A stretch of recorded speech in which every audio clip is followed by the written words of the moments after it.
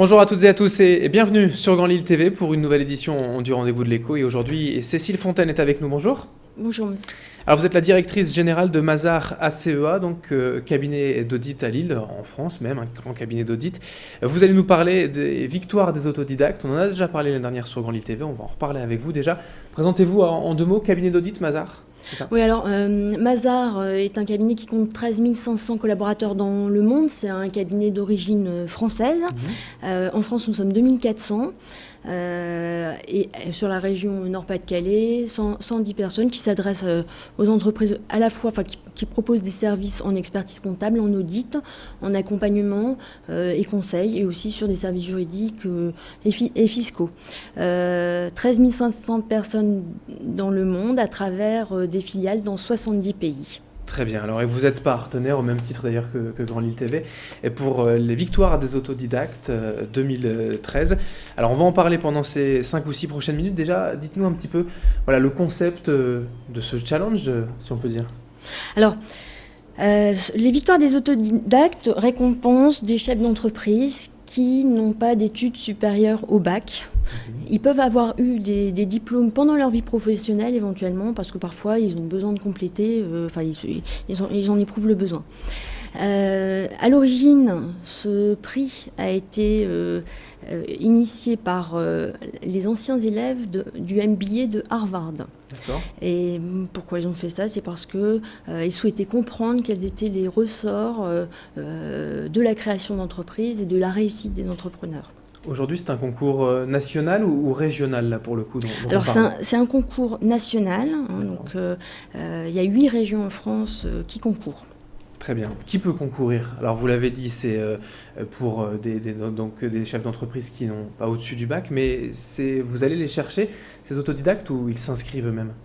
Alors, parfois on les identifie, on va les chercher. Parfois, ce sont certains de nos prescripteurs qui peuvent aller les chercher, puisqu'on s'adresse à un certain nombre de prescripteurs, comme les chambres de commerce, des associations de chefs d'entreprise qui nous recommandent certaines personnes. On a des annonces qui passent aussi dans la Gazette Nord-Pas-de-Calais, qui est un de nos partenaires, et donc qui chaque semaine publie une annonce. Donc on a pas mal de dossiers qui arrivent aussi par la Gazette.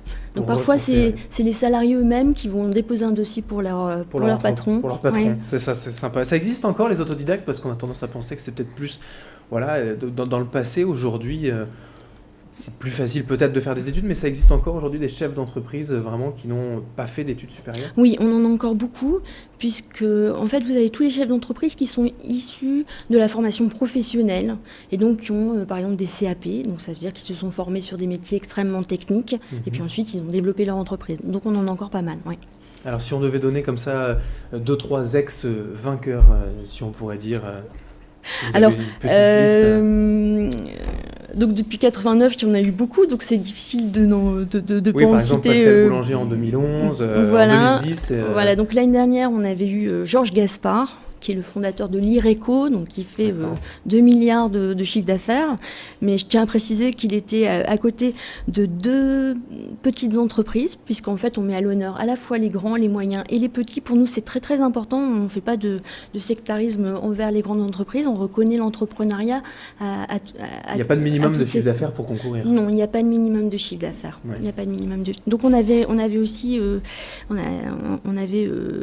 mis à l'honneur Daniel Roquet de Espace Griffe dans la région du Cambrésis et Christian Lefebvre qui est dans le secteur du bâtiment, SARL Christian Lefebvre dans la région valenciennoise.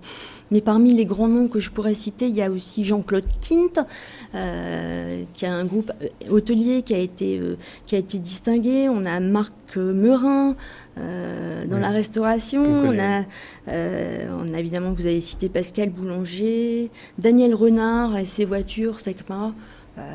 Michel Ramirez, et d'autres, comme etc. vous le disiez, depuis 1989. Alors l'événement cette année en 2013 aura lieu à la fin du mois de novembre, début décembre, c'est pas encore forcément fixé, mais comment se passe en fait le vote, tout simplement? Qui décide? D'abord, je tiens donc au niveau national, on est 2 partenaires, donc le groupe Mazars et les anciens élèves de Harvard.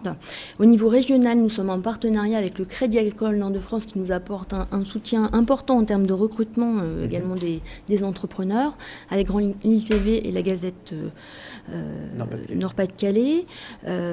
Donc les dossiers vont nous parvenir jusqu'à la fin du mois de septembre.